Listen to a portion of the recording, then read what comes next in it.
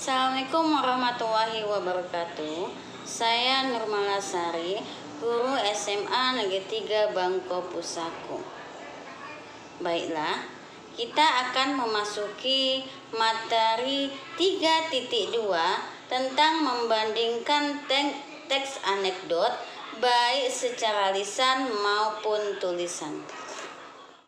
Pengertian anekdot dan cerita lucu. Anekdot adalah sebuah cerita singkat dan lucu atau menarik yang mungkin menggambarkan kejadian atau orang sebenarnya. Cerita lucu, cerita yang tujuannya lebih kepada menghibur. Perbedaan antara anekdot dan cerita lucu. Teks anekdot adalah cerita lucu yang berisi sindiran. Sedangkan cerita lucu tidak mengandung kritikan, himbauan, ataupun sindiran. Yang kedua, terdapat dialog antar tokoh. Sedangkan cerita lucu tidak harus berupa dialog. Yang ketiga, ceritanya singkat, menarik, dan mengesankan. Sedangkan cerita lucu, ceritanya bisa saja singkat dan panjang. Yang keempat, fungsi sebagai kritik sosial yang menghibur dan berpotensi untuk kebaikan. Sedangkan cerita lucu fungsinya hanya sebagai penghibur. Yang kelima, yaitu memiliki struktur dan kaidah. Sedangkan cerita lucu tidak memiliki struktur dan kaidah.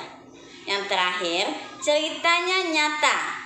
Sedangkan cerita lucu ceritanya hanya fiktif dan kadang-kadang juga bisa fakta. Tadi kita sudah membahas tentang perbedaannya. Nah, sekarang kita akan belajar tentang persamaannya. Persamaan antara anekdot dan cerita lucu. Persamaannya hanya ada 3. Yang pertama adalah ceritanya sama-sama lucu.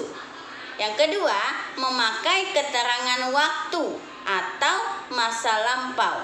Yang ketiga, bahasa yang digunakan itu komunikatif. Kaidah teks anekdot. Yang pertama, menggunakan waktu lampau. Seperti pada kalimat saya menemukannya semalam. Berarti itu kata-kata yang sudah lalu. Kata semalam. Yang kedua, menggunakan pernyataan retoris, yaitu yang jawabannya sudah diketahui oleh si penanya. Contohnya seperti apakah kamu tahu? Apakah kamu tahu? Pasti jawabannya tahu. Yang ketiga, menggunakan kata sambung atau konjungsi waktu seperti kemudian, setelah itu, lalu, dan lain-lain. Kemudian menggunakan kata kerja seperti pergi, tulis, makan, dan lain-lain.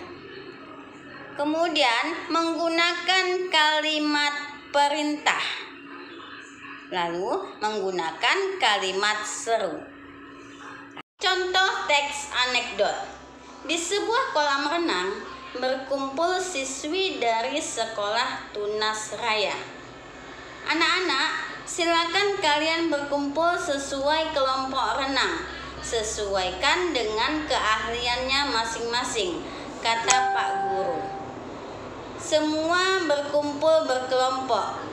Ada kelompok gaya punggung, kelompok gaya dada, kelompok gaya kupu-kupu, kelompok gaya bebas.